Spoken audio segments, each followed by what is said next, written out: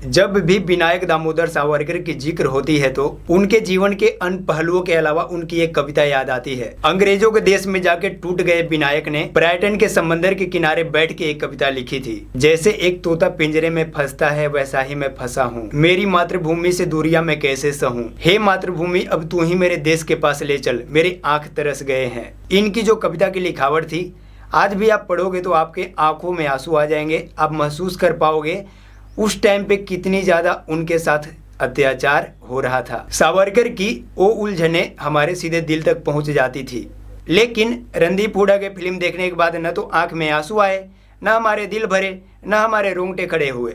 आखिर ऐसा क्यों हुआ, चलिए आगे जानेंगे, रिव्यू करते हैं ना मूवी को। मैंने सावरकर को तब पढ़ा था जब किसी पक्ष के नहीं थे, न किसी डिबेट के हिस्सा थे। इसीलिए रणदीप हुड्डा के फिल्म सावरकर से मुझे काफी ज्यादा एक्सपेक्टेशन थे और उन्होंने पूरा नहीं किया भाई। फिल्म देखने के बाद मेरे को ऐसा लगा कि रणदीप हुड्डा सावरकर को सही से समझे नहीं, वो चूक गए। फिल्म की शुरुआत में डिस्क्लेमर के तौर पे लिखा गया है, हम सबको हमेशा से कहा गया है कि देश की आजादी अहिंसा से मिली है। पिक्चर में वीर सावरकर कितने सही थे ये दिखाने की जगह बाकी कितने लोग गलत थे ये दिखाने की कोशिश की गई है भाई साहब। ये तो रही फैक्ट की बातें, लेकिन सिनेमा प्रेमियों के नजरिए से देखा जाए तो ये पिक्चर बहुत बोरिंग है, ऐसा नहीं होने का था। तो हेलो दोस्तों, आप देख रहे हो यारी हब। आपका स्वागत है हमारे चैनल पे। चैनल न्यू है तो आप लोग का सपोर्ट करना जरूरी है।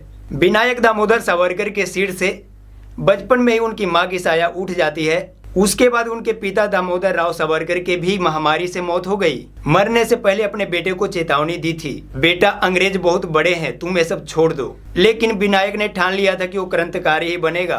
फर्ग्यूसन कॉलेज में ही उन्होंने अंग्रेजों से बचकर अभिनव भारत सोसाइटी की शुरुआत की। उनके हर कदम पे बड़े भाई गणेश दामोदर सावरकर ने साथ दिया। छोटे भाई को लंदन जाके बैरिस्टर बनने का सपना पूरा हो, इसलिए बड़े भाई ने उनके शादी के लिए ऐसा ससुराल ढूंढा जो उनको विदेश जाने के लिए पैसों की मदद करे। देश से विदेश, विदेश से जेल और जेल से काला पानी और फिर सालों बाद घर आने की कहानी। ये सारी चीजें जाननी है तो आपको ये फिल्म देखनी पड़ेगी। स्वतंत्र वीर सावरकर देखने के बाद ऐसा लगता है कि आप बायोपिक नहीं कोई सुपर हीरो की कहानी देख रहे हो। चापेकर, बंधु कन्होजी, भगत सिंह, मदन लाल ढींगरा और सुभाष चंद्र बोस इस लड़ाई को लड़ने के लिए नैरेटिव सेट करते हैं, वो है सावरकर।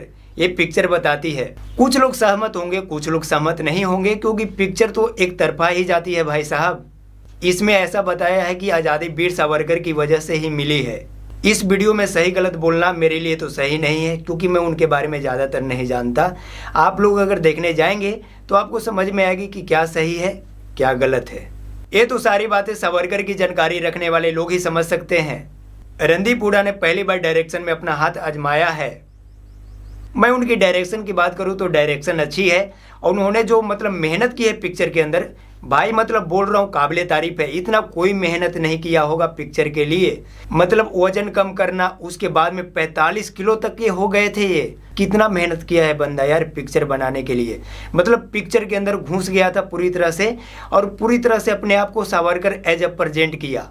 और पिक्चर के अंदर वो मेहनत भी रंग लाई है, क्योंकि उनकी जितनी भी सीन है वो देखने में लगता है कि भाई साहब सावरकर जी हैं। लेकिन हर जगह गांधी जी का ही मजाक उड़ाया गया है पिक्चर के अंदर। एक तरफ तो सावरकर को ये कहते हुए दिखाया गया है कि सनातनी नहीं सिर्फ हिंदू। इसका मतलब क्या था? राइटिंग और डायरेक्शन पे काम करने की जरूरत थी। आसान नहीं होता राइटिंग, डायरेक्टर और एक्टिंग करना यार, बहुत मुश्किल काम है। और उन्होंने जितना भी किया अपने हिसाब से उनको रिजल्ट मिलेगा, पब्लिक देखेगी। तो चलो एक्टिंग पे भी बात कर ही लेते हैं वीडियो में। स्वतंत्र वीर सावरकर में सबसे अच्छी चीज क्या है अगर मेरे से पूछा जाए तो वो है कलाकारों की एक्टिंग। रणदीप हुड्डा सावरकर जी के रोल में एकदम से छा गए हैं। हर एज गैप के हिसाब से रणदीप की बॉडी की ट्रांसफॉर्मेंस, कपड़े पहनने का ढंग भी बदल दिया है। एक लाइन में बोलूं तो एवरीथिंग। आप अगर ये मूवी देखोगे तो समझ जाओगे कि सावरकर जी थे क्या। लेकिन ये कहानी बिल्कुल फिल्मेटिक है, ठीक है ना। रियल से कोई लेने देना ज़्यादा नहीं है, खाली मेन पॉइंट है उसी को उन्होंने उठाई है बस।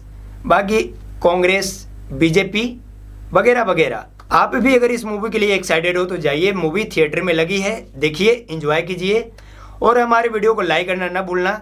लाइक तो आपको करना ही करना है। तो अगले वीडियो में मिलते हैं, तब तक के लिए चलते हैं।